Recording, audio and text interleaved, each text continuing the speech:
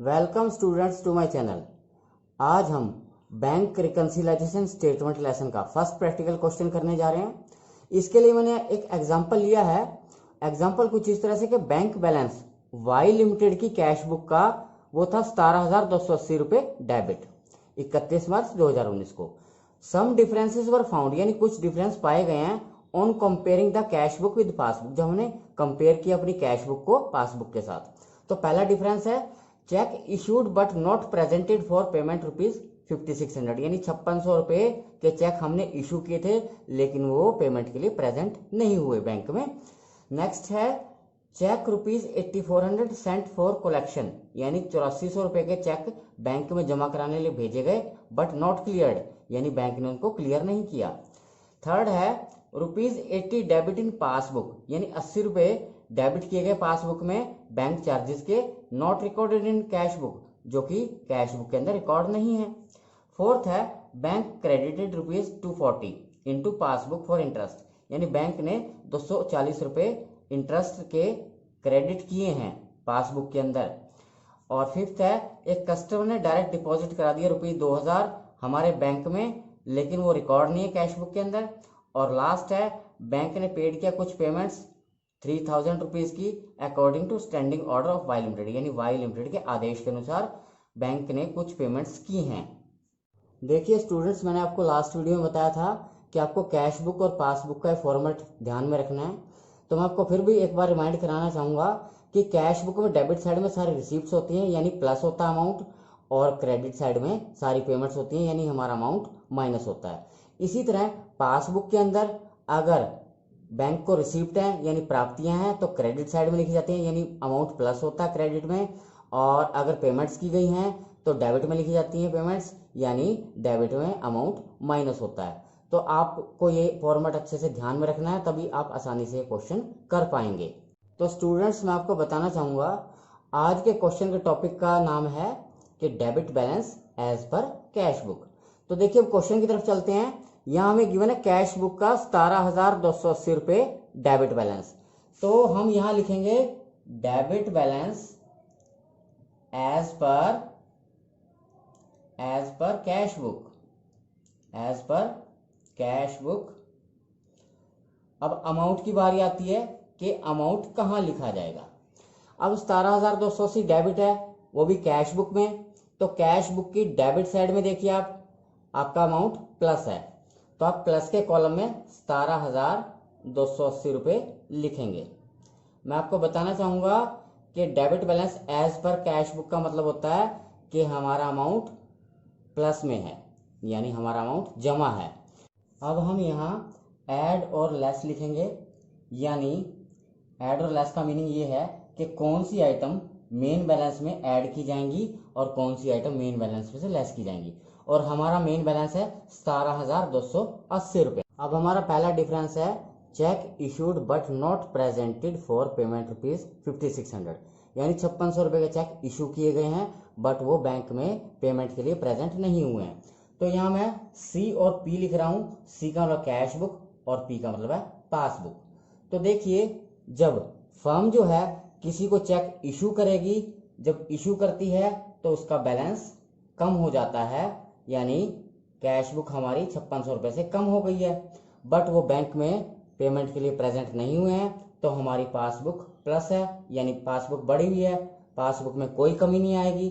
तो हम यहाँ देखते हैं कि हम कैश बुक के बैलेंस को लेकर चल रहे हैं, तो यानी कैश बुक पे आप सर्कल लगा लीजिए और सामने देखिए क्या चेंज आ रहा है, सामने प्लस का चेंज आ रहा है।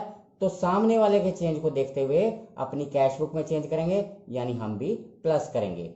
तो हम ऐड में लिखेंगे कि check issued but not presented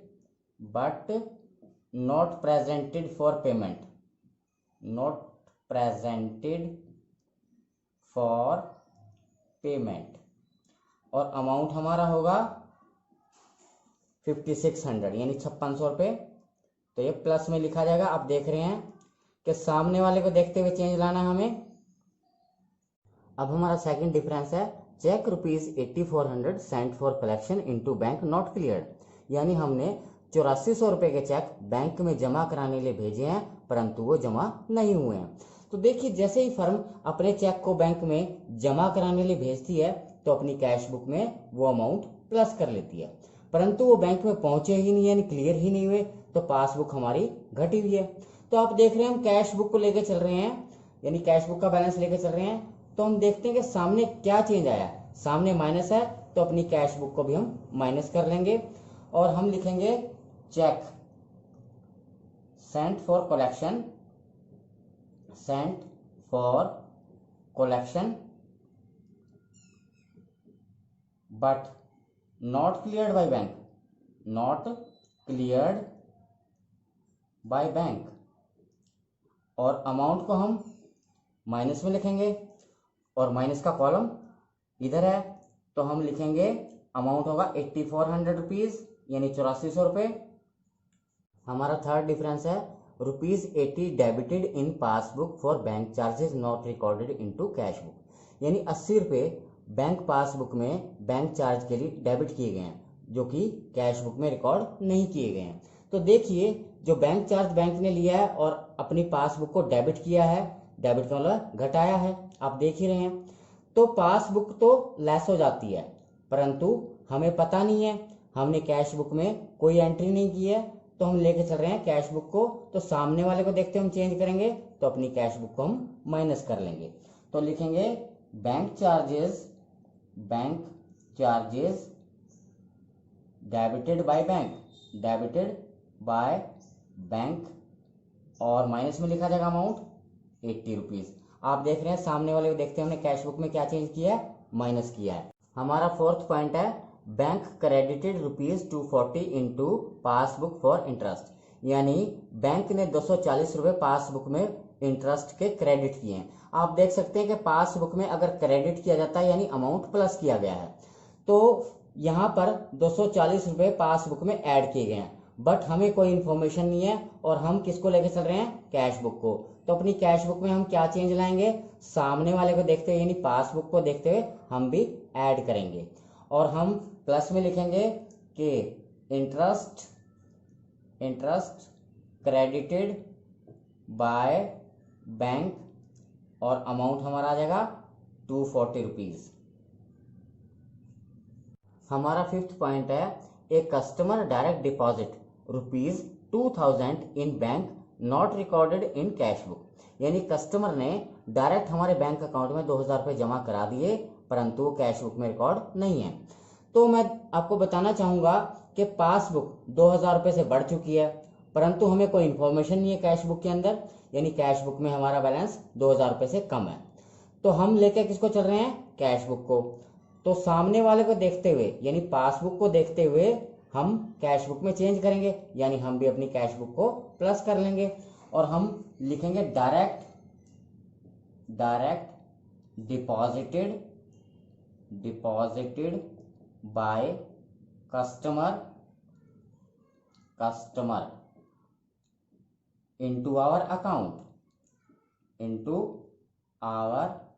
account, और अमाउंट होगा 2000 रुपीज, यानी 2000 रुपये।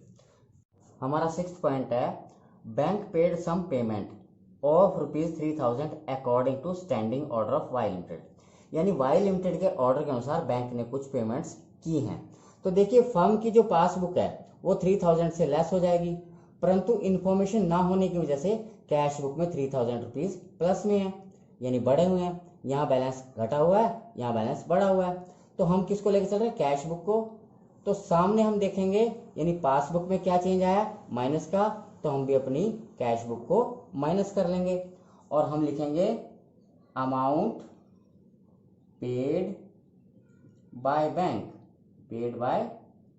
बैंक, और कितना अमाउंट पेड हो रहा है, 3000 रुपीज का, तो यहाँ लिखेंगे हम 3000 रुपीज। अब बारी आती है बैलेंस निकालने की, तो हम प्लस वाले कॉलम का अगर टोटल करते हैं तो हमारा टोटल बनता है 25,120 रुपये, और इसी तरह माइनस वाले कॉलम का अगर टोटल करते हैं तो हमारा टोटल बनता है 11,480 रुपये। तो हम 25,120 में से अगर 11,480 को लेस करेंगे तो हमारा जो डिफरेंस बचेगा वो बचेगा 13,640, यानी प्लस का ही बचेगा। तो हम यहाँ लिखेंगे, जैसे हमने यहाँ डेबिट लिखा है तो इसको अपोजिट कर देंगे क्रेडिट, और बैलेंस को बैलेंस ही रहने देंगे। आप देख रहे हैं बैलेंस लिखा हुआ है, एज पर कैश बुक को हम अपोजिट कर देंगे, यानी लिखेंगे पासबुक, और इस तरह से हमारा क्वेश्चन सॉल्व हो जाएगा। तो स्टूडेंट्स, अगर आपने इन क्वेश्चन को इजीली करना है तो आपको कैश बुक और पासबुक का फॉर्मेट याद रखना पड़ेगा, और साथ में आपको कॉजेज भी पता होने चाहिए कि कैश बुक में और पासबुक में डिफरेंस के क्या कॉजेज होते हैं। इसके लिए आपको मेरी लास्ट वीडियो देखनी पड़ेगी, जिसमें मैंने आपको सारे कॉज बताए हैं और इस फॉर्मेट को भी समझाया है, और साथ में कैश बुक पासबुक की इसी ट्रिक से आप इजीली क्वेश्चन कर पाएंगे। ऐसा कोई भी क्वेश्चन नहीं होगा जो आपसे सॉल्व नहीं होगा। तो स्टूडेंट्स, अगर आपको आज की वीडियो अच्छी लगे तो इसे लाइक करें, शेयर करें, सब्सक्राइब करें और बेल आइकन का बटन जरूर दबाएं, ताकि आपको मेरी हर आगे आने वाली वीडियो की नोटिफिकेशन मिलती रहे। Thank you for watching.